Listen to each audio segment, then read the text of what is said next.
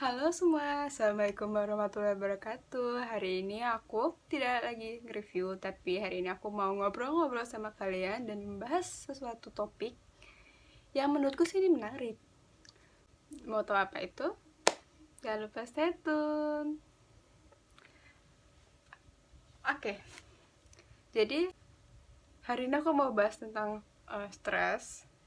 Dan di tanganku ini ada brosur, tapi ini brosur aku yang buat karena ada tugas KKN dan aku milih topiknya stres juga. Jadinya mari kita bahas bareng-bareng dan ngobrolin bareng-bareng tentang stres.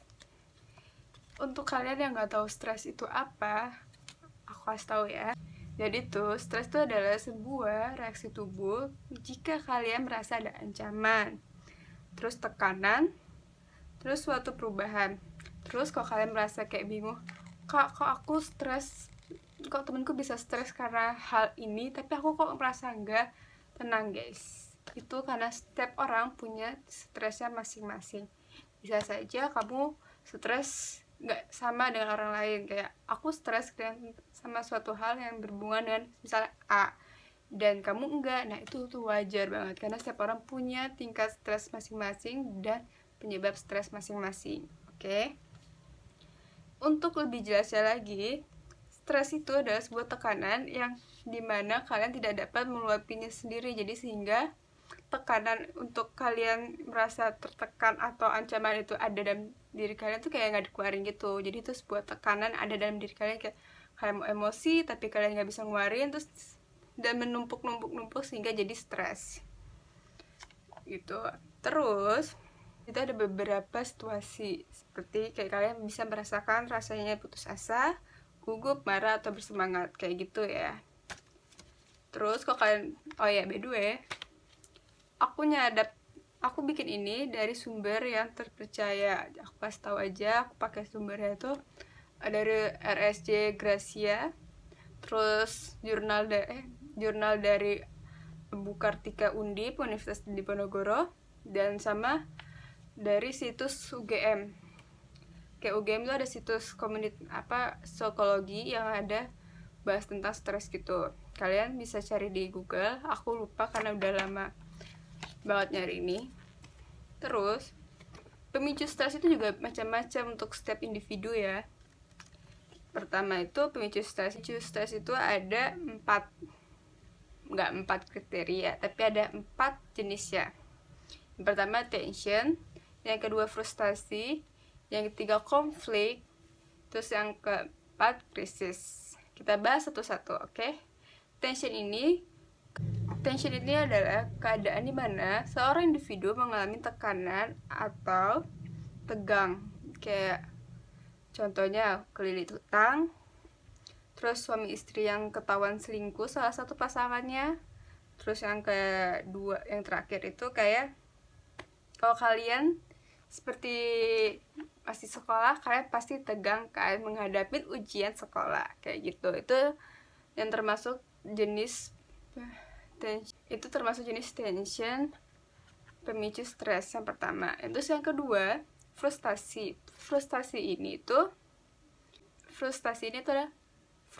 ini yaitu kekecewaan seseorang atau kalian nih semua yang ambis atau cita-cita kita terhambat. Jadi kayak misalnya kalian udah ambis sesuatu, terus kayak itu tuh terhalang entah karena faktor apa, kayak kalian merasa itu kayak sedih, stres kayak gitu.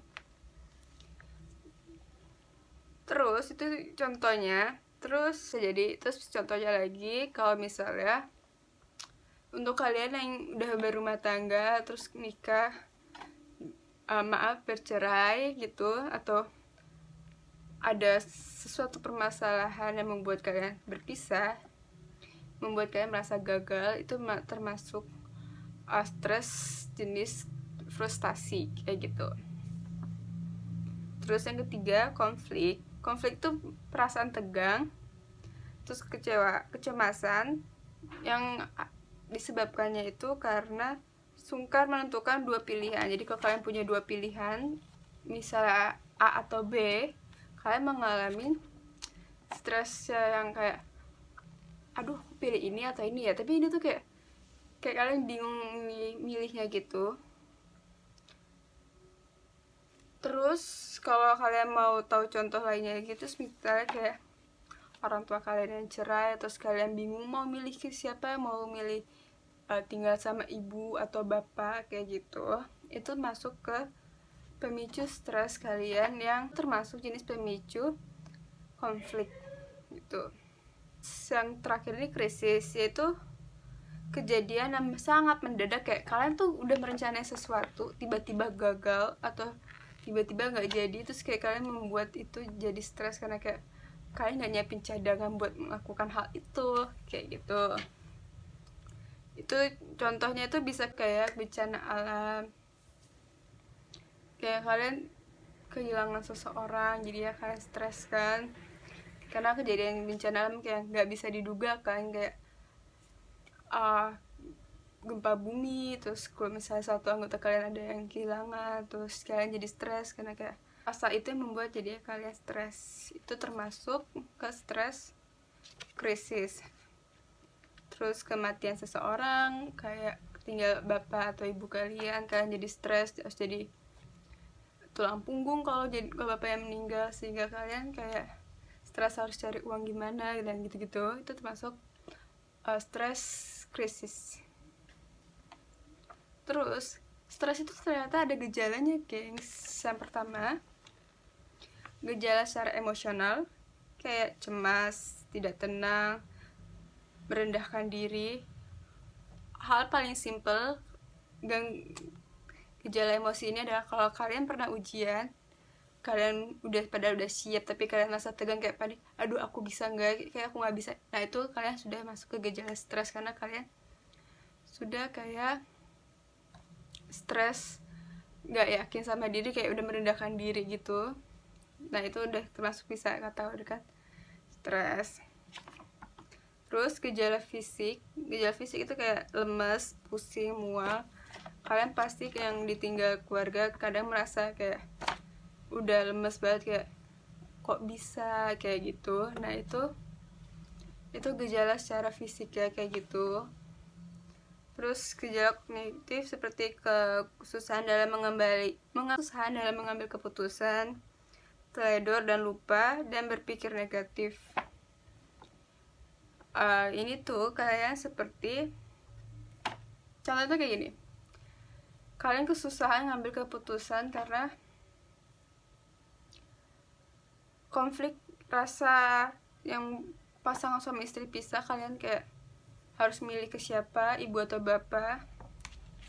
Itu kalian pasti akan mengalami susah buat ngambil keputusan. Itu adalah gejalanya untuk kondisi kognitif. Terus teledor dan lupa, kalau kalian lagi ujian pasti kalian merasa lupa dan kayak semua barang kayak merasa kok hilang gitu. Itu udah masuk stres. Terus ada gejala perilaku. Nah perilaku ini tuh semua orang pasti pernah ngalaminnya. Gejala perilaku tuh seperti kalian tuh mondar-mandir kayak aduh ini gimana ya, ini kayak gimana gitu. Nah itu gejala kayak kalian mengalami stres. Kalian bisa mengendalikan stres itu supaya kalian tidak stres. Jadi kalian dapat mengatasi stres itu dengan beberapa cara. Yang pertama itu kalian harus mengenalin dulu kalian stres karena apa, penyebabnya apa, dan karena kondisi apa. Terus kalian harus membuat strategi bagaimana cara untuk menguranginya. Misalnya, akan kasih contohnya nanti ya di akhir. Terus yang kedua, memperbaiki pola hidup kalian. Terus yang ketiga, meluangkan waktu untuk bersantai sejenak. Terus yang terakhir itu adalah stay positif. Cara ini tuh kalau kalian bilang kok caranya sesimpel itu, tapi sebenarnya tuh ngelakuinnya susah banget. Akan aku kasih contoh dari pengalamanku sendiri biar afdol mengenali kebiasaan dan penyebab stres. Karena aku mahasiswa terakhir, aku punya tugas skripsi dimana aku membuat schedule. Itu masuk ke poin kedua, dimana strategi penyelesaian masalah. Aku membuat schedule atau nggak kalian nge-schedule sendiri secara random bagaimanapun itu. Aku misalnya dikirimi feedback hari Jumat, aku harus memastikan Jumat besoknya juga harus dikembalikan ke dosenku untuk dapat feedback. Caranya dari rentang 1 minggu itu, aku buat strategi. Aku nyari bahan, aku cari jurnal, baca-baca, ngetik, dan lain-lain gitu. Terus satu harinya lagi atau beberapa harinya lagi aku santai-santai nonton drakor, baca buku, main games, ya pokoknya gitu. Terus selama proses itu aku harus tetap kayak berpikir tenang, kayak stay positif. Di poin yang terakhir yang stay positif itu, aku mendetoks sosial mediaku, atau aku mencoba untuk menghindari line dari grup angkatan. Tetap main Instagram, tapi kayak frekuensinya aku kurangin jadi beberapa hari gitu. Terus aku main ke fake account kayak gitu-gitu, karena untuk mengurangin pemikiran yang negatif dan mencari stay positifnya gitu. Terus pola hidupku juga aku harus mengatur, kayak setiap hari aku air putih. Biar apa? Biar tetap menjaga dehidrasi, biar tidak stres dan kulit kita tidak berjerawat. Terus pola hidup itu emang penting. Aku biasanya ngatur pola hidupku kalau nggak minum air putih setiap 1 minggu, kan aku nemenin bapak aku olahraga naik sepeda kayak gitu-gitu. Terus ya gitu sih, itu contoh cara kalian menyelesaikan masalah. Jadi kalian harus tahu penyebab kalian stres apa. Kayak aku misalnya, penyebab aku stres yaitu skripsi, jadi aku membuat strategiku itu adalah feedback yang dikasih hari Jumat besoknya lagi harus dikumpulkan kayak gitu. Terus memperbaiki pola hidup aku dari yang berantakan kayak nggak pernah minum air putih, aku mencoba minum air putih. Dan hari ini frekuensi aku minum air putih agak berkurang, jadi aku sekarang minum air putih pakai botol biar bisa dibawa kemana-mana. Terus yang ketiga, meluangkan waktu untuk bersantai sejenak. Aku beberapa jeda selama aku mengembalikan feedback dari dosen itu, aku bermain games, drakor, olahraga gitu-gitu. Olahraga masuk ke pola hidup sih sebenarnya, tapi ya kalian bisa masukin itu gimana pun caranya, kalian buat schedule itu. Tapi kalau aku nggak dibuat schedule, cuman kayak aku targetin Jumat dikasih feedback misalnya, terus aku harus kembalikan hari Jumat, jadi rentang waktu aku harus seminggu itu harus ada feedback kayak gitu. Terus yang kedua, step positif yang aku lakukan ya, seperti yang aku bilang tadi, ngedetox sosial media, menghindari grup lain kayak grup angkatan, karena banyak yang udah lulus, banyak yang sudah selesai sidang. Untuk mengurangi rasa cemas, khawatir, merasa ketinggalan, merasa gue so stupid sekali, kayak kok gue nggak selesai. Nah itu aku menghindarin itu supaya tidak menjadi beban pikiran atau menjadi negatif di otak aku gitu. Aku lakukan, dan kalian bisa juga melakukannya walaupun sangat amat susah dan kayak merasa kok simple banget sih, tapi jujur itu susah untuk kita lakukan. Oke? Ada beberapa juga kegiatan dari jurnalnya Undip dari Ibu Kartika Sari Dewi yang bisa kalian akses di internet tentang stres. Ini ada tips mengendalikan stres dari beliau ya, ini bukan dari aku bacakan. Ada banyak sebenarnya, cuman di sini aku ngerangkum dikit gitu. Yang pertama kayak tadi aku bilang, identifikasi situasi yang penuh stres. Terus yang kedua, percayalah stres itu wajar gengs, gak ada yang gak wajar. Tapi kalian juga harus membedakan mana stres mana depresi, karena depresi dan stres itu beda. Dan tidak boleh kalian menyamaratakan kalau kalian stres itu adalah depresi, oke? Yang pasti, yang kalian harus tahu, depresi itu pasti stres, tapi stres itu belum tentu depresi, oke? Terus, diskusikan atau curhat pendapat dengan orang tua, guru, teman, atau keluarga. Sesimpel itu. Tapi, kalau kalian gak berani curhat ke teman, guru, dan lain-lain, kalian bisa cerita ke orang yang kalian percaya, oke? Terserah mau siapapun, yang penting kalian percaya. Terus kalau kalian bilang, aku tidak punya teman, aku tidak punya guru, terus orang tua aku kayak gini-gini, kalian bisa cerita ke hewan. kan hewan gak bisa ngasih feedback. Tapi kalau kalian cerita ke hewan atau ke benda-benda yang kalian sayangin, percayalah itu juga memberi manfaat untuk mental kalian, menyurahkan pendapat stres kalian secara emosional. Terus antisipasi berbagai kemungkinan pemecahan masalah. Jadi poin ini tuh maksudnya kalian harus mencari cadangan A, B, C, D. Jadi kalau misalnya aku itu rencana studying itu gagal, aku membuat strategi yang lain kayak gitu. Terus jangan berharap akan kesempurnaan, karena semua tidak ada yang sempurna, gengs. Jadi kalian jangan berharap semua hal yang kalian rencanakan tuh bisa seperfect itu. Kayak kalian nggak mungkin kan nih bikin alis sesempurna itu, karena kalian tahu alis itu bersaudara, tidak kembar. Kayak gitu, oke? Terus berikan tindakan terbaik dan belajar.